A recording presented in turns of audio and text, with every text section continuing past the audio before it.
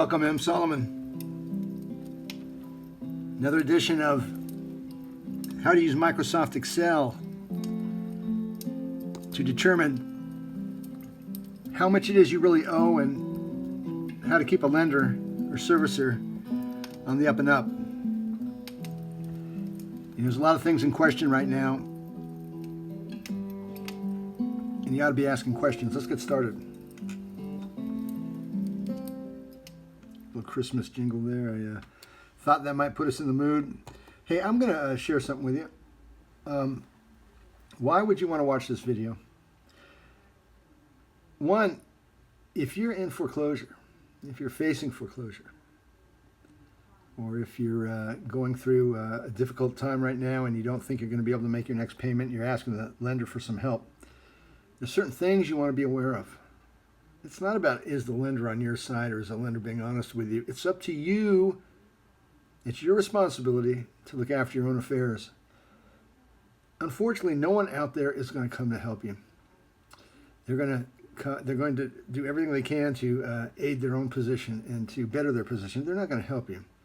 They're going to assist you, but that's not the same as helping you. And I'm not going to get into phonetics or linguistics right now.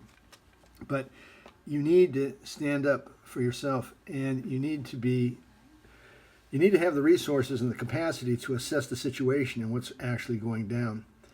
What I'm going to share with you is, again, some of the things we've covered, and I'm trying to consolidate them. And I want you to walk away with an idea of what the difference is between a conventional mortgage and what we call these legacy loans, which are really installment sales. They fall under the tax code, Title 26, U.S. Code.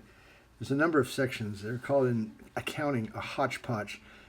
You have sections 61, 63, 108, 453, 451. It goes on and on.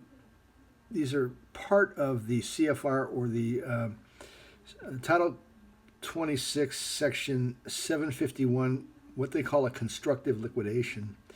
It's a constructive liquidation of partnership shares. And what is happening here is you are made a party to a member bank's partnership in a structured assets investment. You're the pass-through, and what a pass-through is the investor who is liable for the taxes and for the liabilities of the partnership. It's all above board as far as the IRS code goes, and this could be why the judge's hands are tied, because you're not pleading the right case.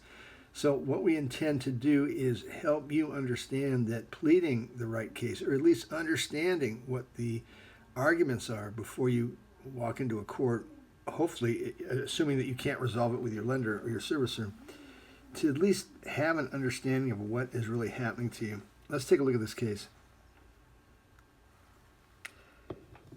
In this example, which is an actual file, we are looking at, as I said, an actual file, and I'm looking for my pointer. You know, it's always good to come prepared. That's number one. Well, anyway, I guess we'll have to get by. Here's what we're talking about. Outstanding balance. That's listed on the statement that the borrower receives every month. It's a mortgage statement. The statement shows an outstanding balance that never changes. Why does it never change? That's the first thing I want you to ask yourself. It has never changed from the time of the alleged last payment made in default to date. The principal balance has never changed. So where's all this interest that's accruing? We'll get to that in a minute. In the statement, they show the outstanding balance, and they show something called an interest-bearing principal account. The statement has matching balances. They're called mirroring balances. Now, outstanding principal balance is a term that we used to use in when I was a mortgage banker, not a broker, a mortgage banker, and when I was an investment banker and I used to provide warehouse lines.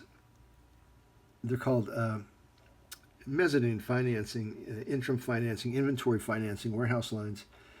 An outstanding principal balance is the amount attributed to the borrower that's owed by the lender. It's the amount attributed to a borrower that's owed by a lender for the funding of the HUD-1 or the settlement, the closing. You don't understand what I'm saying. That's okay. I don't mean to be technical, but when you close your loan, you closed it in an escrow, and that money came from a loan that was made to your lender. So the lender is the obligor on the debt, which is the outstanding principal balance for the loan that was originated to you as a mortgage.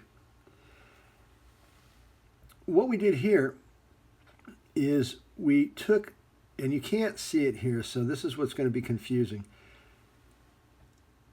The note amount in this case was $586,300.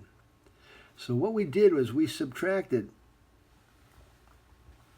from the outstanding principal balance the note amount of $586,300. Jump down here. When you subtract that note, or when you subtract the note from this outstanding balance, look what it gave us, $31,705.81. We're going to learn something tonight, and that's how to capitalize. When you take the smaller number and you divide it by the bigger number, you're going to get an interest rate, you're going to get a payment. When you take the payment and divide it by that interest rate, you're going to get a balance. So the balance times the rate equals the payment, but the payment divided by the rate equals the balance. So what we think the lender is doing here is representing to us, well, here's the outstanding principal balance, and here's the amount that was deposited. So the deposit amount capitalized at 5.130 equals 618,00581. Question: you mean to tell me my loan funded for only $31,705? That's the first year's payment. Ah, that's the first year's payment. Is there really any money in this deal? We'll get back to that in a minute. No. The lender, not us, the lender is showing an interest-bearing principal account. It's a mirror balance. So we said, okay, if the outstanding principal balance subtract the note equals the margin or deposit, divide those two, it gave us 5.130. What happens now if we take that number and divide it back into the interest-bearing principal account? Divide that by that, and you get 19.49 installments. 19.49 installments. Let's do it again. Outstanding principal balance. Subtract the note. It gives you a margin.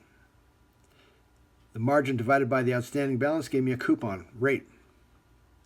Take the mirror balance, divide it by the margin, or deposit, we call it margin, and it gives you the number of installments or years. How many days are in a year? 365. So 19.49 times 365, how many days is that? Here's where the chicanery comes in. Here's where you need to hone in on what we've been trying to tell you. This is very, very important. If you have a calculator out, I don't. 19.49 times 365. How many days is that?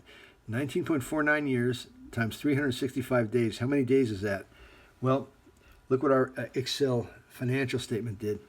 It didn't give us the number of days. It gave us a date. So 19.49 installments times 365, it gave us a date. Now, we also found in file a number, 86.5. 86.5 was given us to a lender, by the lender. It was actually attached to the outstanding principal balance. We backed it out, 86.5, whatever. We're going to take that number we found in file, 86.5. If we multiply 19.49 times 365, we get a date. And if we add 86.5, which we serendipitously found in file, we get a date. 623.19 plus 86.5 equals 918.19. The scheduled sale was for 9/19. Now here you go. Trick question, honest question. September 19th, 2019, I gave it away. September 19th, 2019 minus 9/18/19 equals 1 day, right? There's an article by National Geographic Research Society, the Y2K bug. It states that 1 day, if the computers are not functioning properly, 1 day can be stated as 100 years of interest. Well, here you see it. 1919 to 1918 equals 36,525.96. It's 100 years. 1 day equals 100 years. You know why? Because that's 6/23/1919. And that added 8650 makes it 9/18/1919. And the sale was on 9/19/2019. And guess what? Post-bankruptcy, now the foreclosing party's coming back saying, well, we missed the sale date because of the bankruptcy. It was on 9/18/19. They're confirming what I'm showing you, not knowing that we understand what they're doing. They're confirming what they're doing. They're confirming that we know what they're doing without knowing it. One more sidebar here. From here to here, to get that date, it was 86.5. That's probably why they had the clue in following where we found the 86.5 to add it. And then 9/19 was the sale. How many days to the date of the next statement and payment change? We got a statement, cutoff date, payment change, listed at 2/1/21. Well, how many days are between 9/19/2019 and 2/1/21? 501. I want you to, when you're done with this, and when we say goodbye, I want you to take a moment. Look up 501c. Actually, look up 501c18. It's a tax matter partnership liquidation, but this is under a 501c. It's an employee-funded pension fund trust created on or before June 25th, 1959. In this case, we have a borrower whose date of birth was 10/15/11/6/1958. And the majority of the borrowers that we're working with right now are empty nesters, retirees that were born before June 25th, 1959. This is crucial. It's important you understand what we're saying here. If you don't grasp any of this, you're more than welcome to call me. You can reach me at area code 202-550-8364, 202-550-8364, or you can email me at registerclaims@live.com, or try expert.witness@live.com. We'll be back. Looking forward to talking to you and working with you again. Stay tuned.